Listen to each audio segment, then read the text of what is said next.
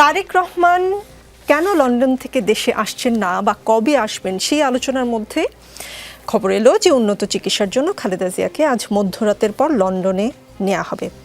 -4 তত্ত্ব কি সফল হতে যাচ্ছে? জি, আপনাকে ধন্যবাদ। মানে কোনটাতে জি? -4 তত্ত্ব। -4 মানে actually we are not aware about any minus formula. আমাদের ডিকশনারিতে কোনো মাইনাস বলে কিছু নেই। সুতরাং এটা একটা রাজনৈতিক সুবিধা, অবিশ্বাস তৈরির চেষ্টা।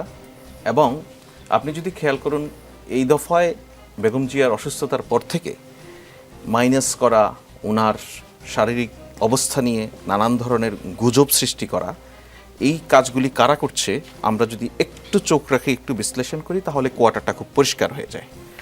সুতরাং যেই মানুষগুলি বাংলাদেশের এক্সিস্টিং পলিটিক্যাল হারমোনির মধ্যে এক ধরনের নয়েজ সৃষ্টি করার চেষ্টা করছেন, তারা এই বিষয়টি নিয়ে খুব নোংরাভাবে, ন্যাক্কারজনকভাবে রাজনীতি করছেন।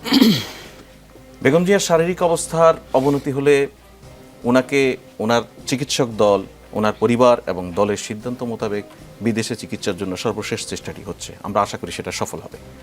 এর আগেও তো উনি চিকিৎসা নিয়েছেন, তখন কিন্তু এটা নিশ্চিত হয়ে গিয়েছিল যে -4 ডান হয়েছিল না। উনি আবার ফিরলেন কি করে? উনি তো আবার ফিরেছেন।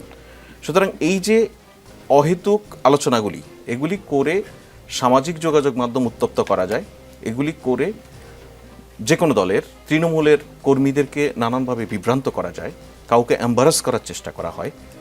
কিন্তু আপনি যদি অপরদিকে বেগম জিয়ার দল, তার পরিবার এবং সরকার এই জায়গাগুলিতে খেয়াল করেন, আপনি দেখবেন যে সবাই ওনার সুস্থতার জন্য, ওনার শারীরিক পরিস্থিতির উন্নতির জন্য সর্বোচ্চ প্রয়াস দিয়ে যাচ্ছে। জি, আমরা জোবাইদুর রহমান আসার একটা খবর পাচ্ছি। সরকার কি এই বিষয়ে কিছু জানে, বা সরকারের কাছ থেকে, বিএনপির তরফ থেকে বা পারিবারিক পর্যায় থেকে নিরাপত্তার কোনো আবেদন বা এরকম কিছু কি কোনো খবর আছে আপনার কাছে? জোবাইদুর রহমান যদি আসেন, উনি কিন্তু নতুন আসছেন না। উনি 5 আগস্টের পরে এর আগেও এসেছেন। ওনার প্রয়োজনীয় নিরাপত্তার বিধান সরকার করেছে। এবারও যদি উনি আসেন, ওনার যতটুকু নিরাপত্তার প্রয়োজন হবে সবটুকু করতে সরকার প্রস্তুত। কিন্তু সরকারের কাছে এখনো কনক্রিট খবর নেই, বা থাকলেও হয়তো আপনি বলছেন না। সরকারের কাছে কনক্রিট ধরুন অনেক বিষয়ে খবর আছে, সবকিছু হয়তো এই মুহূর্তে আমার কাছে নেই। তো সরকারের কাছে ইতিমধ্যে ওনার পরিবার থেকে বা দলের পক্ষ থেকে কিছু জানানো হয়েছে কিনা ঠিক এই মুহূর্তে আপনাকে আমার পক্ষে বলা সম্ভব নয়।